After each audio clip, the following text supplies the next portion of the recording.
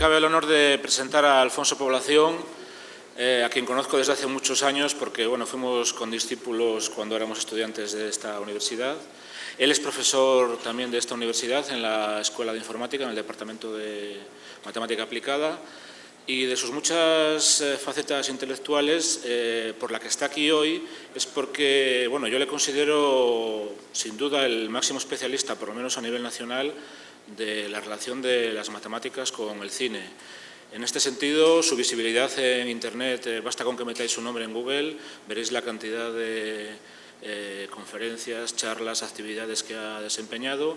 Y yo simplemente comentaría un par de ellas muy brevemente porque quien me interesa que hable es él. Él es autor de un libro sobre matemáticas en el cine y desde hace más de 10 años mantiene una contribución mensual en el portal de la Real Sociedad Matemática, que se llama Divulgamat. Es un portal de divulgación de las matemáticas en muchos aspectos, matemáticas y literatura, matemáticas y fotografía. Él, obviamente, mantiene una contribución mensual, que yo personalmente sigo todos los meses, sobre matemáticas y cine. Y hoy va a dar una vuelta de tuerca más, hablando también de sus relaciones con la economía. Y en ese sentido, el título de su charla, Finanzas, Brokers y otras recreaciones económicas en el cine, pues da buena muestra de lo que va a tratar.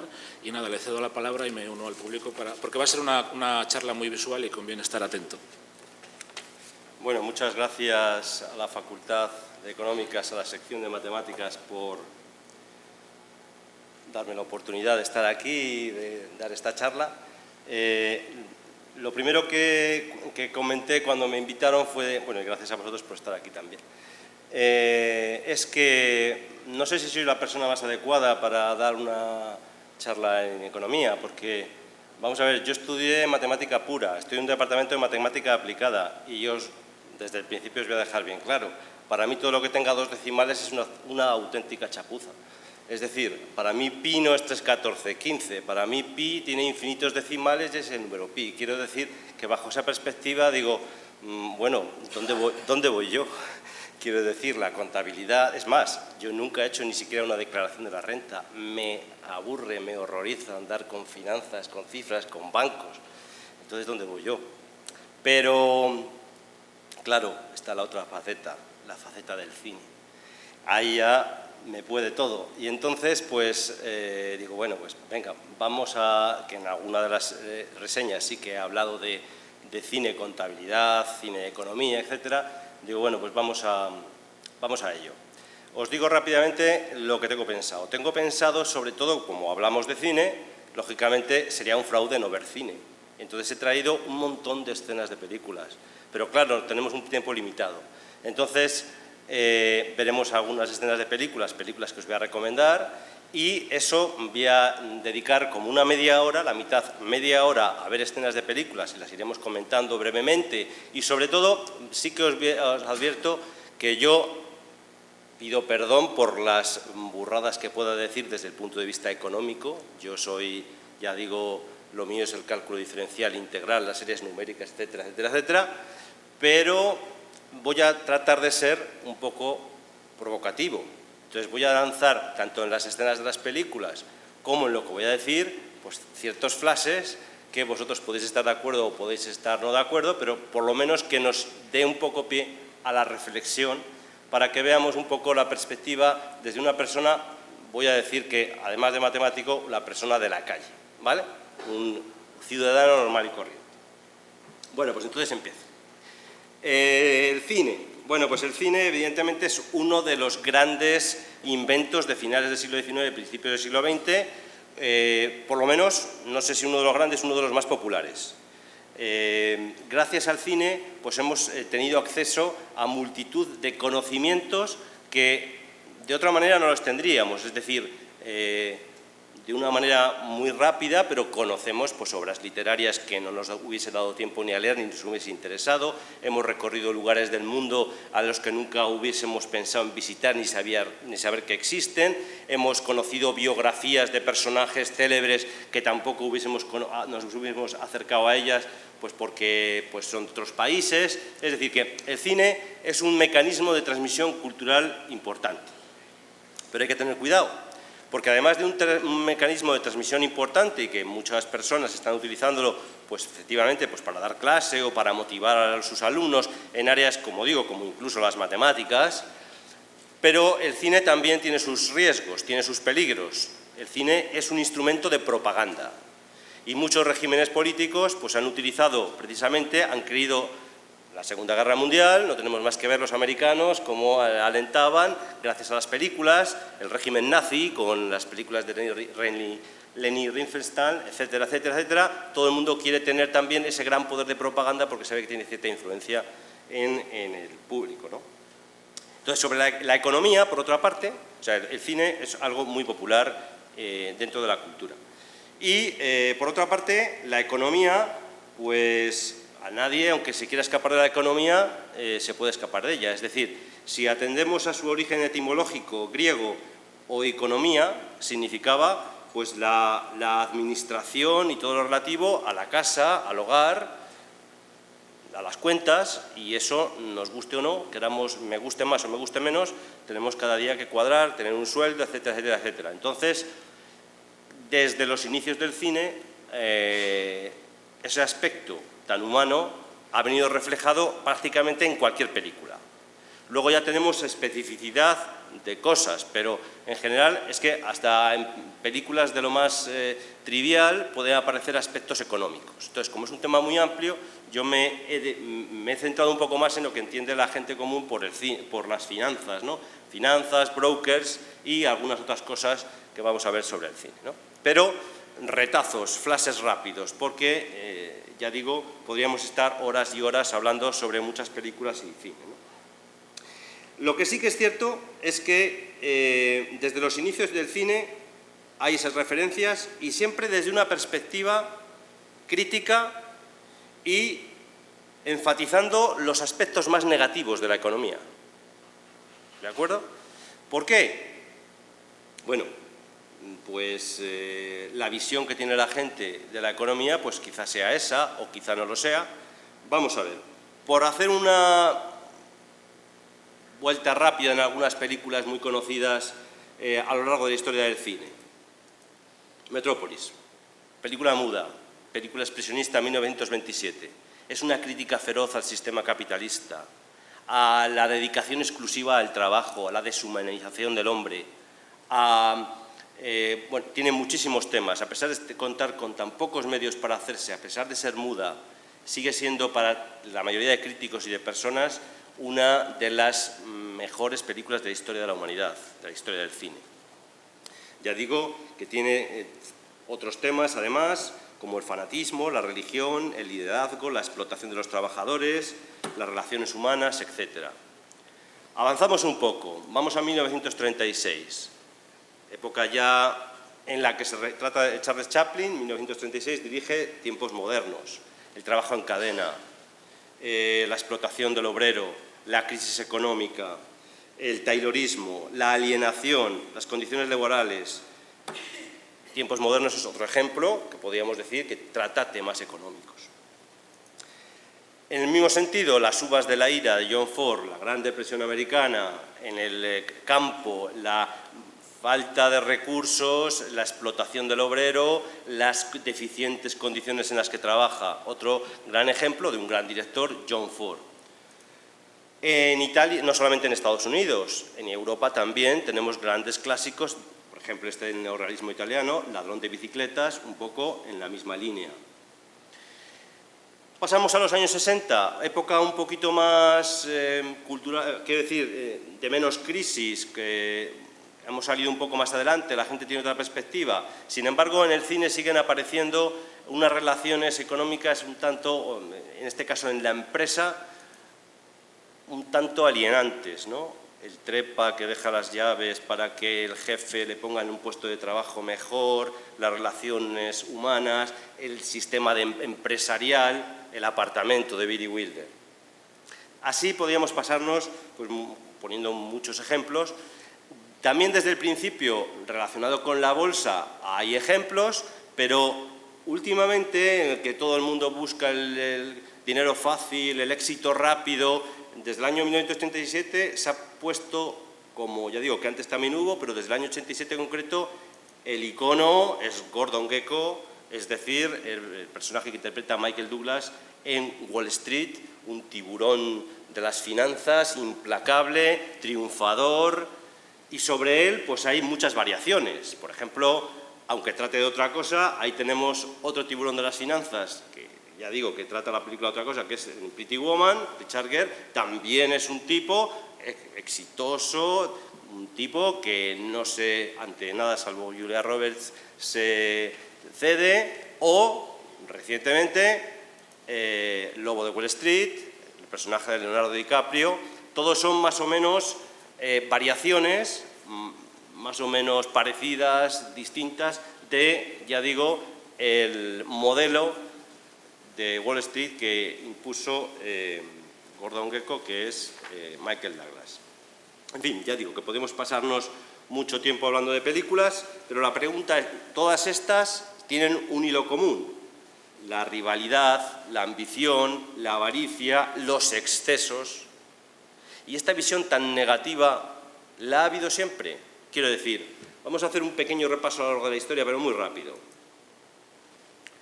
Hablamos del siglo XIII.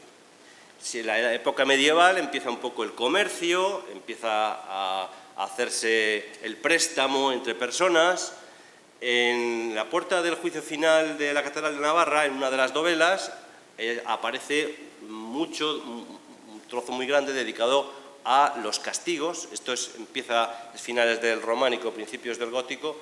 Ya sabéis que el románico es como muy abstracto, como muy genérico, como muy simbólico todo, mientras que en el gótico el modelo ya es el castigo más explícito, ¿no? Entonces, en la Edad Media había dos pecados fundamentales. El primero, la lujuria, y el segundo, la avaricia. Y entonces la avaricia, aquí vemos en el juicio final, aquí vemos a un señor que tiene un saco de monedas, que es un cambista, un prestamista. Aquí este otro va acompañado con uno del libro de cuentas, que van directos al infierno, y aquí vemos en la mesa nubularia dos demonios que están a un contable, que está, ya digo, en la mesa nubularia, que es el lugar donde hacía su trabajo, con unas tenazas sacándole la lengua. Es el castigo. ¿Por qué?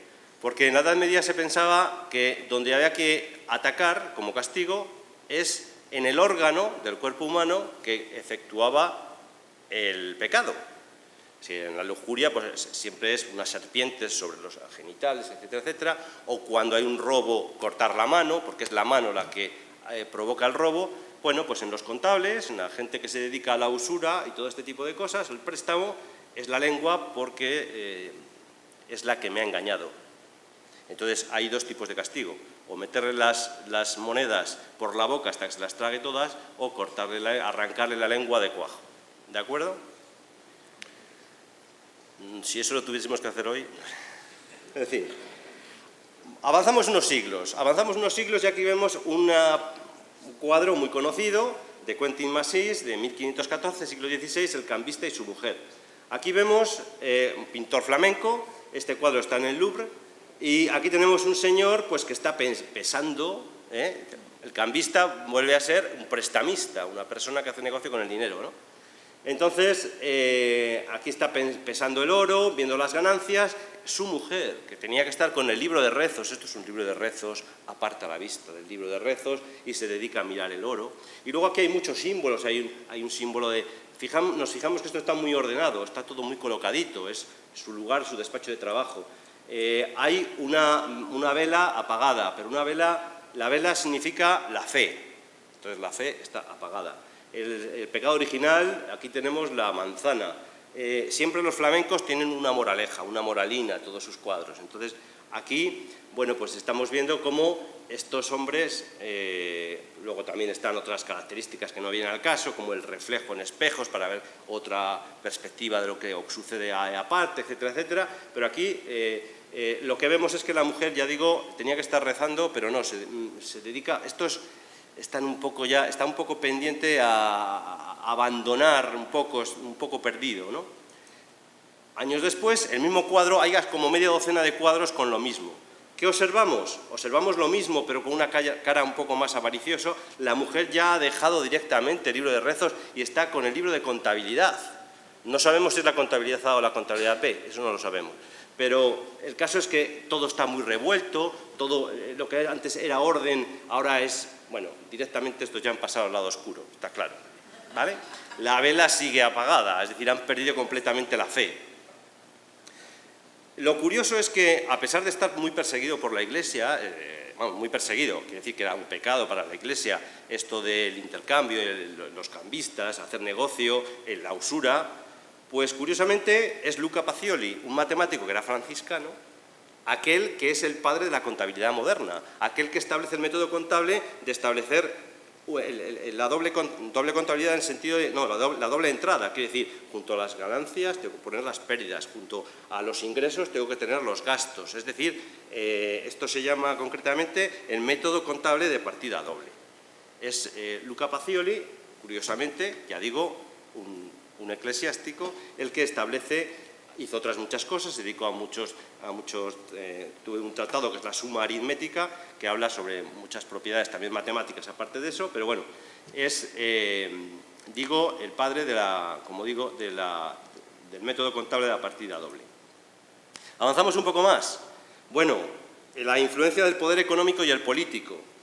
Aquí tenemos un cuadro pintado en el siglo XIX, pero representando a una de las grandes familias de Centro Europa, la familia Fugger, aquí es Jacob Fugger, uno de los máximos representantes, que financió, bueno, se puede decir que el rey Maximiliano I, el rey Carlos V, etcétera, si fueron reyes, si fueron emperadores, fueron porque esta familia, este señor, financió las guerras, financió todo lo que necesitaba, ¿de acuerdo?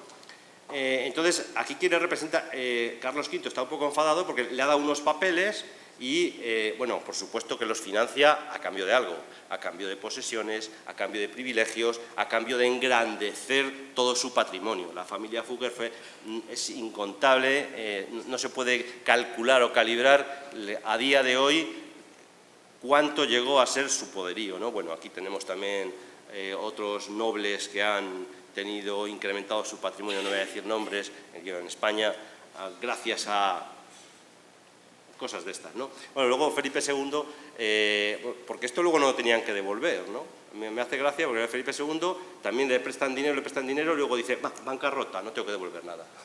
No tengo que devolver nada, pero cuidado, que mientras ha estado lucrándose la familia de un modo. Entonces aquí está un poco enfadado porque el poder del financiero, ¿no? Quema los papeles de Carlos V, esto no sirve para nada, porque el verdadero poder es el poder económico.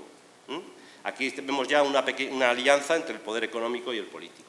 Vamos a principios de siglo. Hay un célebre cuadro que es la pirámide del sistema capitalista. Hay muchas variaciones. Esta fue publicada por estos señores en unas revistas como una postal, y aquí tenemos claramente cómo el 90% de la población es la población trabajadora, nosotros alimentamos todo, pone aquí. ¿A quién? Al Estado, que es el que nosotros te regulamos. Debajo tenemos el poder eclesiástico, que dice, nosotros te volvemos loco, ya te procurarás, tienes que trabajar para sostener esta pirámide porque tú ya tendrás tu recompensa en el más allá, en la vida eterna, promesas, promesas, promesas. Luego tenemos la policía y el ejército, que decimos, te disparamos a ti, dice, ¿no? Y luego, pues el conjunto de terratenientes, financieros, gente que no hace otra cosa que nosotros comemos por ti, y te prestan dinero, etcétera, etcétera, etcétera, y te viven la vida padre, de lujos, de excesos, etcétera, etcétera. Esta era la visión, ya digo, en 1911. Y aquí por aquí tenemos una serie de personas que dicen, no, mira, tenéis que rebelaros ante esto. Yo no sé si esto tiene vigencia ahora o no tiene vigencia, pero bueno, ahí lo dejo. Otra caricatura un poco antes, de 1885, de Frederick Burr, que es uno de los precursores del cómic, hizo un personaje muy conocido, el Happy Hooligan se llama, y aquí pues tenemos pues, a los cuatro magnates tipo Monopoly, ordenando el mundo y repartiéndose tierras, etcétera. Esta visión, estamos viendo, de las finanzas, de la economía en general, pues se viene repitiendo a lo largo del tiempo, ¿no? Otro cuadro, aquí es anticapitalista, es un cuadro también de los mismos de antes, de 1912, en el cual dice la última huelga, y aquí trata de mostrar que el trabajador tiene cierto poder. Le dice, esta es la última huelga, hay que rebelarse contra estos señores de chistera alta. Y aquí hay una serie de mensajes, ¿de acuerdo? Que, bueno, no voy a pararme a leerles, porque si no, no me da tiempo a ponerlo de las escenas, ¿no? Libertad, o sea, el movimiento obrero tiene que, bueno, pues a lo largo de la historia, como vemos, se ha representado de una manera un poquito negativa, ¿no? El cine hereda un poco también esos parámetros. En la actualidad, pues todos sabemos la idea que tenemos, pero no nos hace falta nada más que, y esto juro que lo he cogido de papeles que me han mandado del banco. En la actualidad no tenemos más que leer los papeles que nos ofrecen con todas estas palabras, que todas son diferentes y tienen sus diferencias, para ¿qué? ¿Qué necesitamos para entender si cojo como producto financiero un depósito a plazo fijo, un depósito combinado, hago una nota garantizada, cojo un bono? ¿Qué hago? Es decir, así, estamos así. Hoy no hace falta ser tan malvado como en otros siglos, simplemente hace falta, nada, meter unas palabrejas con unas diferencias, en fin, para tener una visión de la economía como la tenemos, ¿no? Las matemáticas, ¿qué matemáticas? Claro, yo soy matemático y tengo que también vender un poco mi producto, ¿no? Quiere decir, vender un poco mi producto, no, pero no, venderlo de una manera, no para que me saquen la lengua como en la Edad Media, sino ¿qué matemáticas hay en la economía? Alguien puede pensar, bueno, pues si nos servimos del número, de las cantidades, y no necesitamos más que 4 cosillas. Entonces, solo necesitamos aritmética, es decir, las operaciones elementales, que hay mucha gente que piensa eso, y que incluso hay gente que se mete en la carrera de económicas o de empresariales porque hay pocas matemáticas. Entonces, que solo necesitamos hacer una regla de 3, hacemos proporciones, hacemos porcentajes, hacemos unas progresiones pues, para algún cálculo, y solamente eso es suficiente para trabajar un poco con la economía. Os voy a deciros una cita de uno de los últimos, de los que se dice, por lo menos yo lo he leído así, uno de los últimos grandes economistas clásicos, Keynes, que decía: a menos que se demuestre que los sentimientos puedan expresarse de forma cuantitativa precisa, el conocimiento económico no puede ampliarse mediante las matemáticas.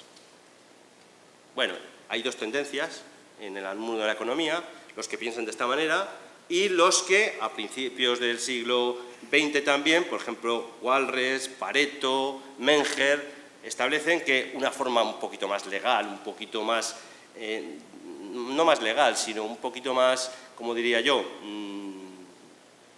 sistemática, de abordar los mercados financieros puede ser mediante las matemáticas. Entonces, bueno, pues afortunadamente, como digo, y luego lo veremos en la lista de los premios Nobel en economía, muchos matemáticos y muchos con teorías matemáticas abstractas han, la realidad digo que ha superado los viejos tópicos.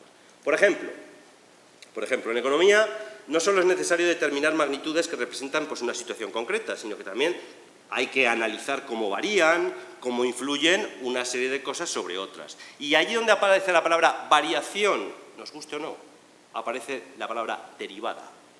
Porque una derivada precisamente es eso. Analiza la variación, el crecimiento, la velocidad, todo lo que implica cambio es la derivada, el cálculo diferencial. Y lógicamente con la derivada aparecen unos gráficos, aparecen las funciones, ¿de acuerdo? Y con el estudio de las funciones y de las derivadas aparece el trabajar sobre ¿qué? Sobre el crecimiento, el decrecimiento, sobre los óptimos, los máximos, los mínimos, eso lo estudia el cálculo diferencial. Cuestiones como el análisis del equilibrio de mercados, evolución de beneficios o pérdidas de una empresa, medida de la inflación, estimación de cualquier gasto y sus repercusiones, cambios marginales, estimación de costes, importe de intereses a pagar por los préstamos. Se me ocurre también, que no lo he puesto, es mucho más anecdótico, pero cuando uno hace mete a plazo, o sea, le da interés en un banco, no es el interés simple, es el interés compuesto. El interés compuesto está produciendo intereses continuamente, no en un momento determinado, sino continuamente. Es decir, estamos sumando dinero continuamente. ¿Y cuál es la forma de sumar continuamente? La integral. La integral es una suma continua. Entonces, también, cuando nosotros contratamos un determinado producto, aparecen a veces en las listas, si uno se fija, integrales. Integrales para hacer cálculo de anualidades también, de capitalización, amortización, etcétera. Ya digo que es de una manera mucho más puntual, porque simplemente se va a hacer la integral, pero también aparece en cierto modo el cálculo integral. Cálculo de probabilidades de estadística. Por supuesto, las estadísticas están en todas partes y en los mercados muy importante trabajar con este tipo. Voy a ir deprisa porque si no se me pasa el tiempo de las películas y quiero de las películas sobre todo. ¿Qué es la teoría de los conjuntos borrosos? Bueno, se trata de buscar aproximación, es decir, las cosas no son blancas o negras. En economía hay que ver un poco grados de verdad, ¿no? Entonces, eso trata un poco la lógica borrosa, los fuzzy sets.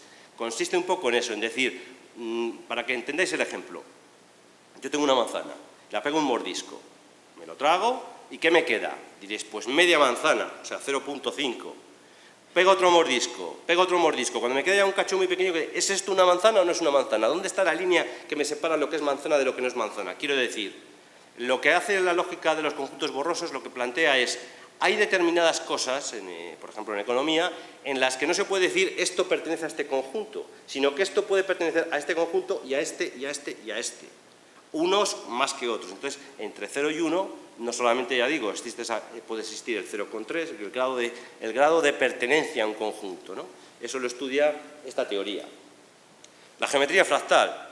La geometría fractal no sé si sabéis cómo surge, luego vamos a ver en una película cómo aparece pues, uno de los fractales más conocidos, ¿no? El conjunto de Mandelbrot. La geometría fractal, así muy rápidamente, es una geometría que surge para intentar explicar la geometría de la naturaleza. Es decir, la geometría euclídea trabaja con líneas rectas, con triángulos, cuadrados perfectos, pero nosotros nos fijamos en la vida real y en la vida real tenemos nubes, tenemos costas, tenemos cosas muy fragmentadas. Entonces eso lo estudia la geometría fractal. Está relacionado también con la teoría del caos, con el efecto mariposa, etcétera, etcétera, etcétera. Y esto es cómo modelizan el mercado de valores, ¿vale? Hay muchas películas que intentan encontrar, bueno, si yo supiera cómo se van a comportar los mercados, y eso mediante la geometría, mediante fractales, se puede intentar modelizar. Se puede intentar, no quiere decir que se consiga, porque en muchas películas precisamente van a la pseudociencia, es decir, he conseguido y voy a hacerme rico, no sé qué, no sé cuál.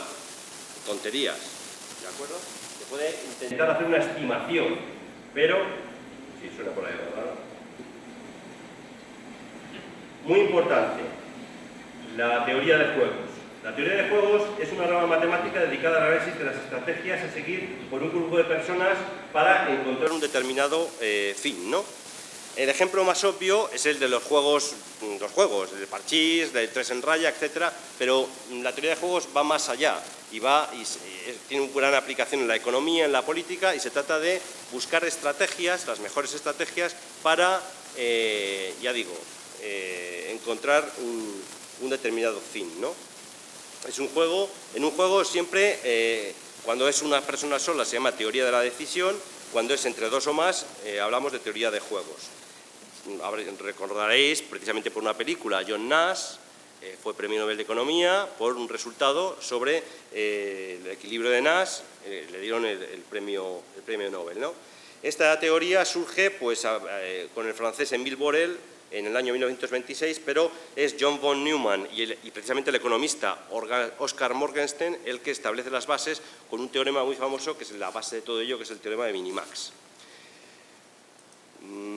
Ahí estoy diciendo lo que estaba contando. Se divide un poco entre juegos cooperativos y juegos no cooperativos. ¿Qué son los juegos cooperativos? Cuando todos los que están, no hay confrontación, sino que se apoyan en las estrategias unos a otros para conseguir un determinado fin, quieren lo mismo, y los juegos no cooperativos son aquellos en los que cada uno va por su lado y yo busco mi propio beneficio, ¿de acuerdo? En ejemplos en el cine hay muchos de teoría de juegos. un juego muy típico, el juego de gallina. Este es un juego muy sencillo. Lo habréis visto en muchas películas, es decir, suele salir en películas de adolescentes, ¿no? Dos coches vienen a ver quién es el gallina. Van a pegarse un choque, uno lo conduce uno, otro conduce a otro, y a ver quién es el último, que en el último momento quita el coche para no chocar. Ese es el gallina. En la película Rebelde sin causa, por ejemplo, es un barranco. Ahí hay dos coches, un barranco, y el que frene el coche, el que antes lo frene, es el gallina, y el que vaya hasta el final, pues es el machote, ¿no? Bueno, pues la teoría de juegos ahí lo que establece, ahí es muy claro, es un ejemplo muy sencillo, más que nada estrategias o mecanismos para no tener que llegar a ese juego, ¿no? O el dilema del prisionero. El dilema del prisionero es muy típico.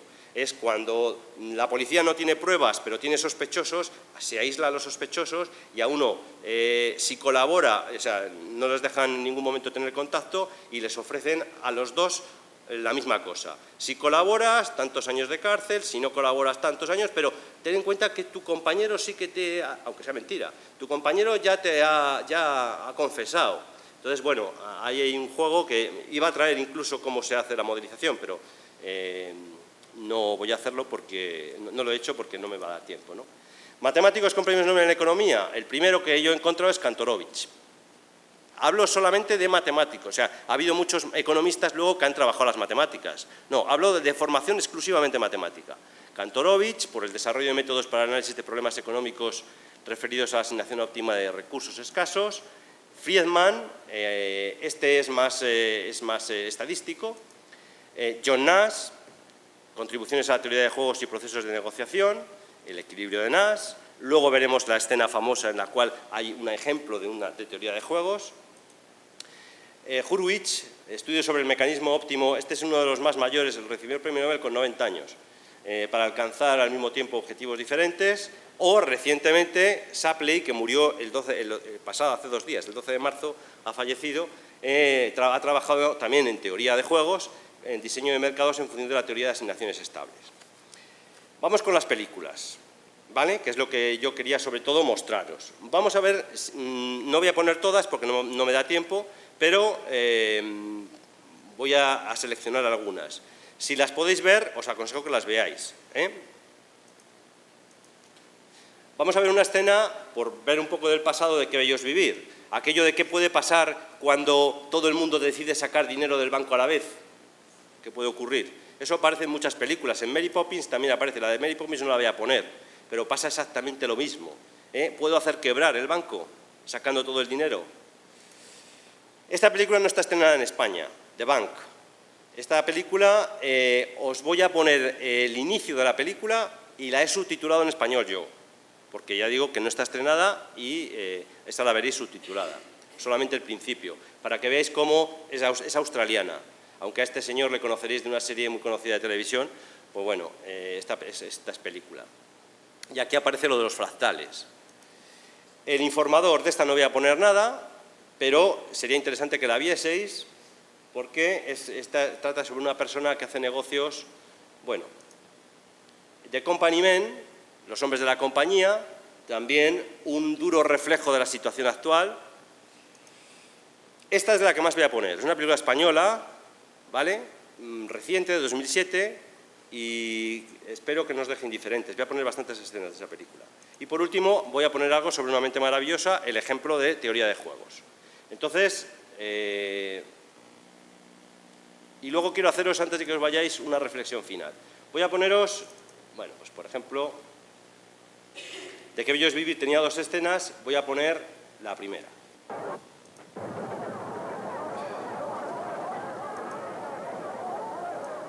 Ernie, si tienes dinero en el banco tendrás que darte prisa. Esta es la que peor se oye, ¿eh? Un momento, querida. Ha sucedido el crack del 29. Él está a punto de irse de viaje de novios, pero es el propietario de una empresa de empréstitos. No sé si sabéis lo que son los empréstitos. Bueno, ahora más o menos...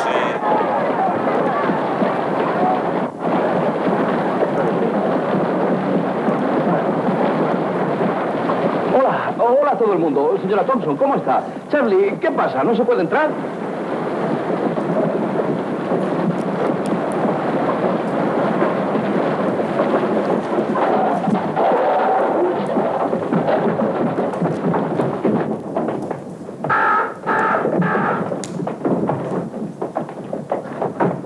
es esto, tío Billy? ¿Una fiesta? George. Que pase todo el mundo, eso es, que pasen. Pasen todos. Aparta. ¿Por qué no se sientan todos? Allí hay muchas sillas. Pónganse cómodos. Quiero hablar contigo.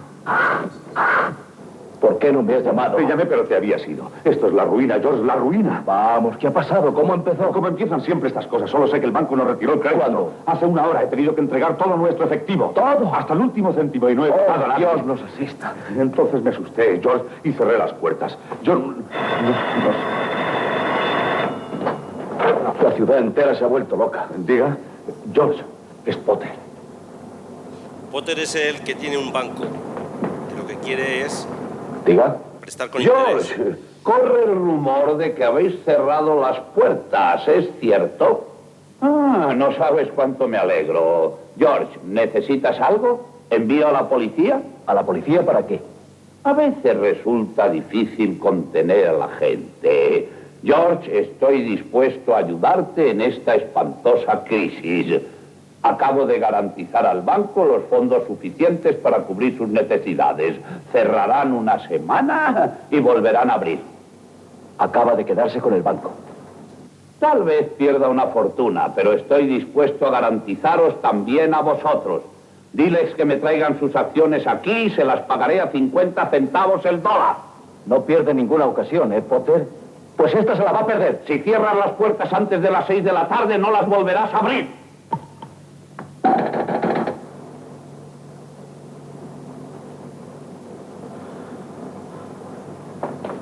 Ha sido bonita la boda. Me hubiera gustado estar. Sí. Ya puedes quitarte esto.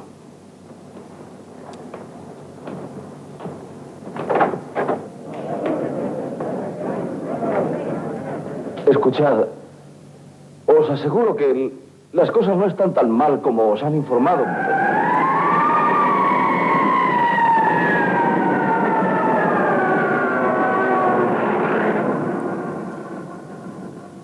Tengo buenas noticias para vosotros. Acabo de hablar con el viejo Potter y ha garantizado los pagos. El banco volverá a abrir la semana que viene. Pero George, mi dinero está aquí. ¿Ha garantizado esto también?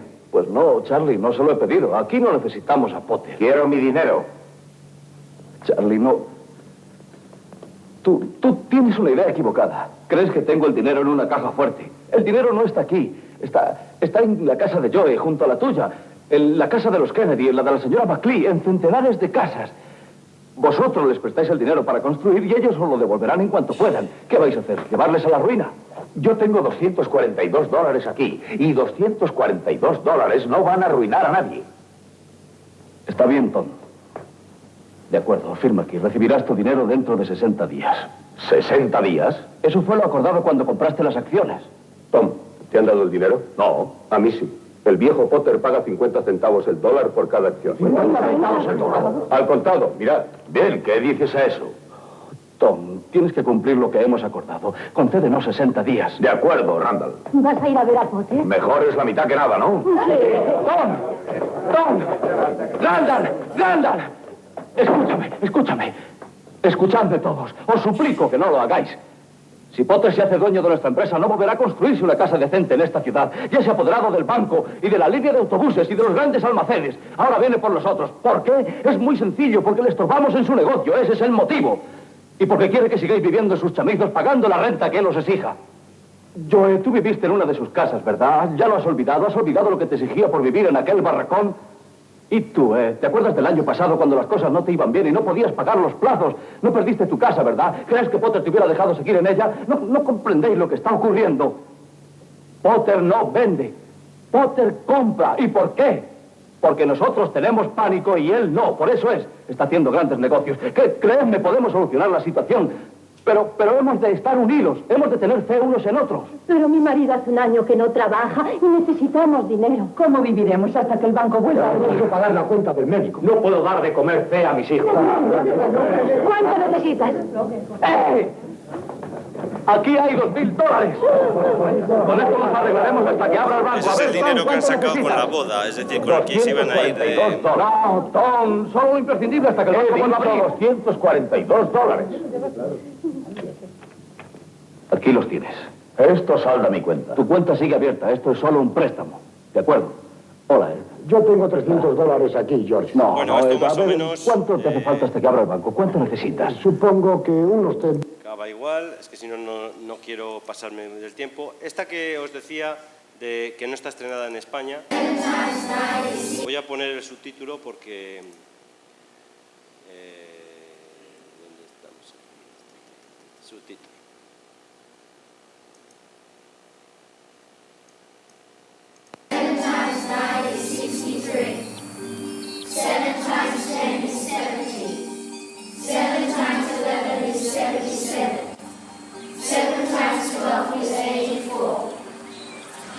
Today, we welcome to the school Mr. Johnson from the Bank of Central Victoria. Good morning, Mr. Johnson. Now, he's here to talk to us about how important banks are. Thank you, Miss Doherty. During your life, there are 3 things you will need money for. Anyone? Cars? Yes, that's right. A car. Yes? A house? Hopefully a very big one.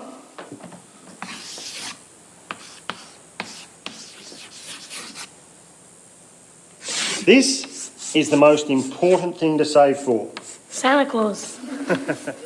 No, not Santa Claus. For when we get old? Yes, your retirement, when you're too old to work. Without money for this, what will you live on? If you were to save just 50 cents a week and save it at the bank, doubling your investment every 3 years, then 25 years from now, each of you would have $727,000 of your own. That's impossible. There's only 52 weeks in a year. Yes, that's right. And in 25 years... You'll only have 1,300 weeks. That's right.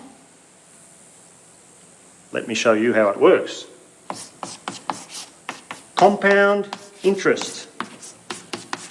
You get interest on your interest.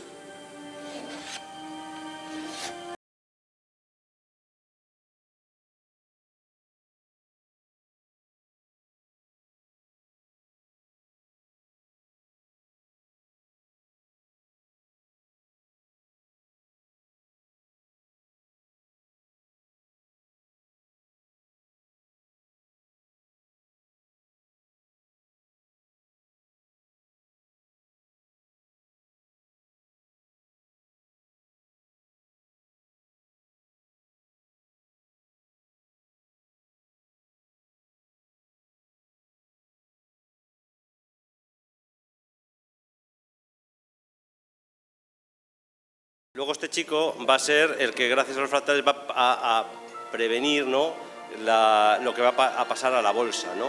Aquí le tenemos luego al final trabajando. And that should correct the climate variation. Empieza trabajando sobre operaciones del clima, pero luego predice. Entonces una entidad bancaria le coge para que le diga lo que va a ocurrir con las acciones, etcétera, etcétera.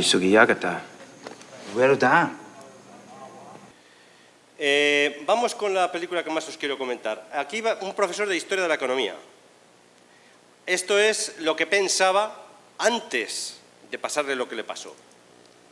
Keynes, John Maynard Keynes. 1883-1946. Teoría general de la ocupación, el interés y el dinero, 1936. El libro para niños que ha influido de forma más profunda en el modo de vida de las sociedades industriales tras la Segunda Guerra Mundial. Si falta dinero, basta con fabricarlo, decía. ¿Qué sucedería? ¿Habría inflación? Habría inflación, que el Banco Central imprima billetes. A mayor inflación, menor desempleo. ¿No es así? Pues no. Si se fabrica dinero sin respaldo, la moneda se devalúa y hay que subir los precios. Eso es inflación y la inflación no crea empleo. Sin embargo, él decía que si se devalúa la moneda hay que producir más, que si no hay dinero hay que comprar. Es guapo, ¿verdad? Y que el único modo de crecer económicamente es gastando. ¿Estaba loco? Era idiota. Estamos llegando a conclusiones científicas. Verán, nadie en la historia de la economía ha proferido tal cantidad de despropósitos como él hizo en la primera mitad del siglo XX. Desengáñense. Vivimos en el mejor mundo posible. No es perfecto, no es justo, pero es el resultado de siglos de desarrollo invertidos por las mentes más brillantes del planeta. Es fácil fabricar pancartas, lanzar adoquines, pero la próxima vez que saquen dinero del cajero porque quieren cambiar de móvil, reflexionen en qué lo hace posible. ¿Y por qué estudiamos a Keynes? Buena pregunta. A la calle todo el mundo, a vivir aventuras y a hacer el pino con los patines. Falta media hora. Pues se come usted un donuts. A la calle. Bueno, pues a este personaje, a este profesor de Historia de la Economía, le toca un premio, el premio más grande que ha dado una televisión en un concurso. Se llama La Concursante, la película. Y entonces se da cuenta de que recibe regalos, muchos regalos, un avión, un coche y tal, y desde el primer día Hacienda le cobra la mitad del precio, prácticamente. Entonces el banco no tiene dinero para soportar toda esa cantidad, entonces se vuelve un poco loco. Entonces pide la ayuda, el consejo de un profesor de economía un poco particular. Este nos explica cómo funcionan los bancos. A ver qué os parece si... Sí.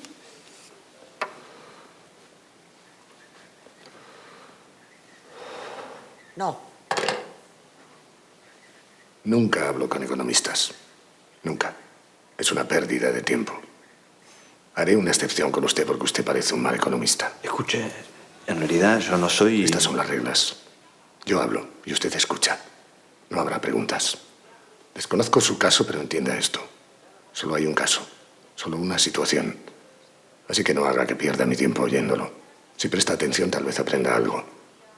Nos ceñiremos a las reglas y seremos rápidos. ¿Alguna objeción?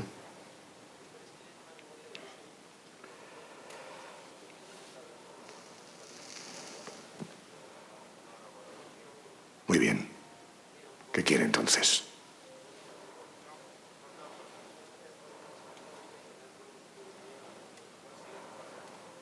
Quiero saber.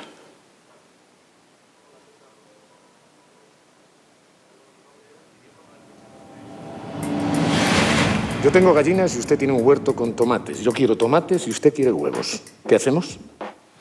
Un intercambio. Un simple intercambio. Por ejemplo, un huevo por cada tomate. Así eran las cosas al principio. Pero claro, a veces sus tomates eran mejores y a veces peores. O tal vez yo quiera comprar un caballo y no tenga muy claro cuántos huevos necesito. Pero si usamos como referencia, por ejemplo, es un simple ejemplo, un poco de oro. El oro es bonito, brilla y no hay demasiado. Es valioso. Así que podemos hacer una tabla de conversión. Si una docena de huevos vale lo mismo que una pepita de oro y un caballo cuesta 100 pepitas, es fácil saber que un caballo vale lo mismo que 100 docenas de huevos. Sencillo, ¿verdad? El oro se convierte así en moneda de cambio. Para simplificar.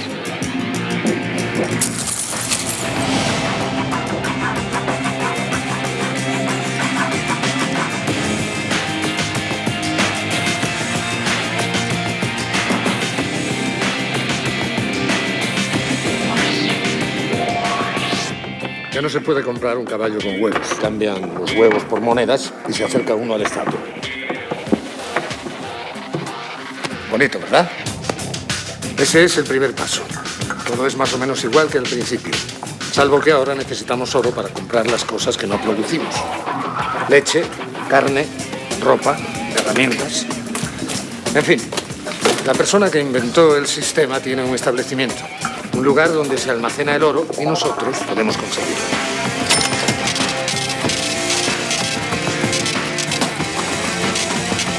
El hombre es un altruista, claro. No quiere vendernos el oro, le basta con prestárnoslo. Por ejemplo, a mí me da 10 monedas, para mí, y me las deja en préstamo durante un periodo de 12 meses.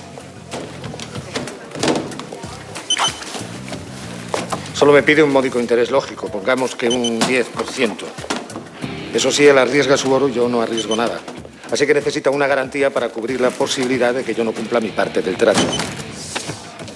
¿Te importaría golpear más esas naranjas? Son para zumo.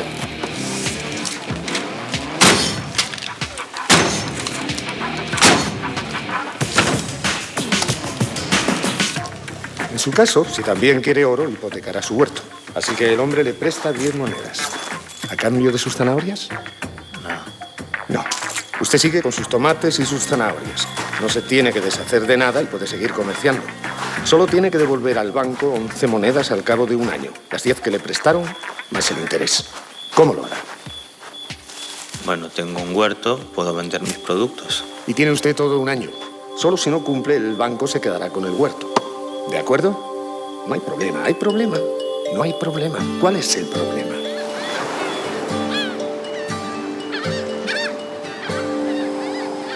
Imaginemos que el banco posee una cantidad total de, digamos, 100 monedas de oro.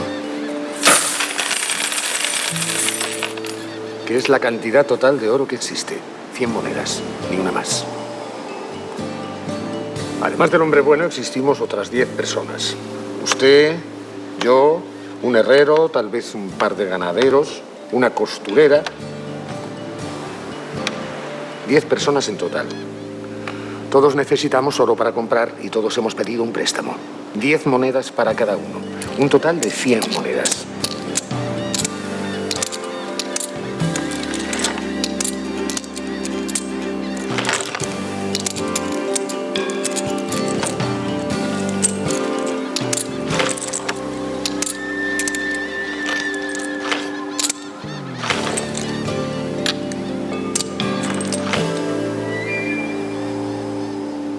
¿Se pierde? Claro que no.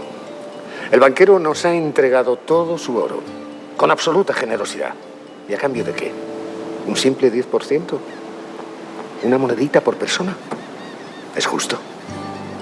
Pero... Eso es. Pero, según Pitágoras, tenemos un problema.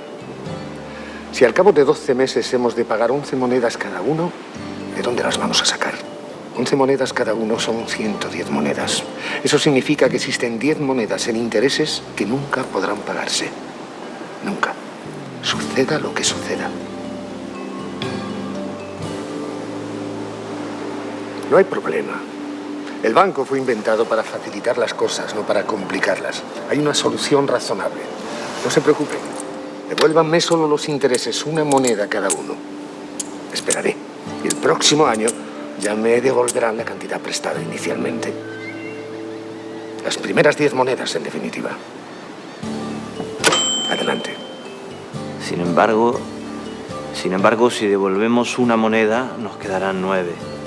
9 a cada uno.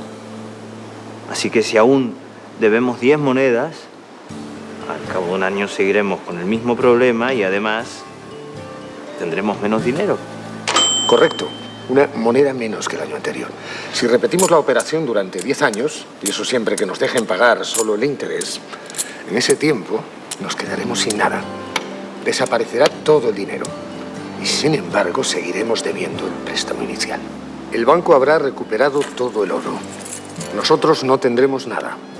Y aún deberemos lo que nos prestaron al principio. 100 monedas entre todos, que nunca podremos devolver porque sencillamente no existen.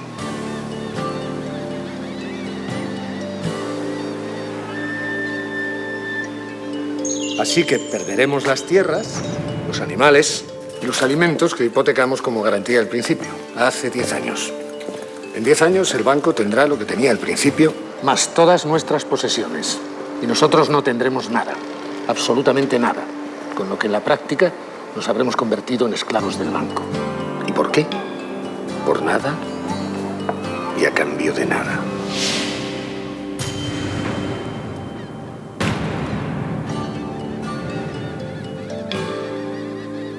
Bien, después de esta visión, ya solo quedan 2 minutos que ya en 2 minutos acabo. Este hombre pues se vuelve un poco loco porque no puede pagar al banco ni a los y entonces pues a sus alumnos les cuenta, estos son trozos que he ido cogiendo, duran muy poco y he ido pegándolas todos juntos, ¿vale? Me economía es un arma. Gracias a políticos y economistas vivimos en un mundo irracional. La cifra diaria de dinero electrónico globalizado es de 2 billones de dólares con B, diarios. Solo el 5% del dinero que circula en el mundo es real, puede tocarse y olerse. El 95% restante es dinero falso. Entonces el prestamista convenció a los habitantes para que no llevaran el oro encima. El oro estaba bien, era perfecto, pero podían perderlo. O tal vez alguien se lo robara durante la noche, veréis. Era mejor que lo depositaran. Buen recaudo. Él lo guardaría en una caja acorazada para que nadie se lo robara y les entregaría unos pagarés a cambio certificando el depósito. Billetes. Por supuesto, ocasionalmente hacía falta oro para determinadas operaciones, pero bastaba con que, llegado el momento, retirasen lo necesario. No todos sus ahorros. 120 euros, por favor. En marzo, el banquero ya se había dado cuenta de que solo el 10% del oro depositado era reclamado periódicamente por los habitantes para sus negocios habituales. Así que podía represtar el 90% restante una y otra vez, una y otra vez, una y otra vez. ¿Quién iba a saberlo? Bastaba con recortar más papeles. Así es como funciona. Cuando el banco presta 1 millón, lo que hace es imprimir 1 millón y no imprime el interés. Todos los bancos son insolventes. Están al borde de la quiebra. ¿Quién va a saberlo? Nos aprietan un botón y queremos un solo millón. Nos aprietan otro botón y queremos ir a las Bahamas. Dormimos, Martín. Nuestros párpados nos despistan. Creemos que abrirlos supone despertar, pero no. Seguimos dormidos. Así es como nos manejan. Nuestra vida está regida por toda una serie de inexactitudes. ¡Ole! Hay que crear la gran mentira de que los bancos son solventes. No lo son. Están al borde de la quiebra. El mayor deseo de los bancos es que no les paguen para poder quedarse con los bienes concretos. Traten de devolver un crédito antes de tiempo, a ver qué cara les ponen. Los préstamos son intercambios de promesas. Crédito viene de credere, es latín, creer. Ustedes le creen al banco, claro. ¿Le cree el banco a usted? Usted. ¿Por qué los principales bancos nunca salen afectados por los ciclos, incluso ganan más? Se diría que los anticipan, ¿verdad? Tal vez tienen una enorme bola de cristal, o tal vez saben cómo crear. ¿Es Marsan? ¿Sé que puedo ayudarle? Cuando hay exceso de dinero solo hay dos formas de equilibrio. Buenas tardes. Hace unos meses gané un viaje alrededor del mundo en un concurso. O se hace desaparecer el 90% del dinero, es decir, el ficticio, cosa que de momento no va a suceder. ¿Le dieron un código cuando ganó el premio? Sí, claro, le dicto. O se hacen crecer los precios entre 10 y 15 veces. Así acabará todo. Todo correcto, señor Circo. ¿Dónde? Bien. Teoría de juegos, la última. La mente maravillosa. Bien.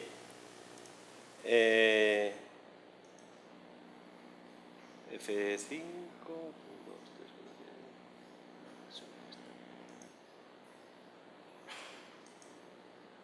Bueno. Una reflexión final. A lo mejor cuando vosotros pensasteis en venir a una carrera como Económicas, pensasteis en esto. Tened cuidado, porque a lo mejor, y lo más probable es que os quedéis en esto. Y cuando digo que os quedéis en esto, quiero decir que las medidas que está tomando un gran economista, como es este señor, las tomaría un niño de 10 años sin estudiar 5 años de carrera. Es decir, recorte, recorte y recorte. Eso lo sabe hacer cualquiera. Así obtengo dinero yo, que no tengo ni idea de economía. Por favor, aplicad en algún momento teoría de juegos, que no sirve solamente para hacer premios Nobel a nivel teórico, ¿de acuerdo? Y que conste, que también pensé, te van a decir que eres demagogo, que eres populista. No. Un populista lo que dice es, esto funciona seguro. Yo no sé si las matemáticas, yo no sé si la teoría de juegos funciona o no funciona. Lo que sí que digo es que lo actual no funciona. Gracias.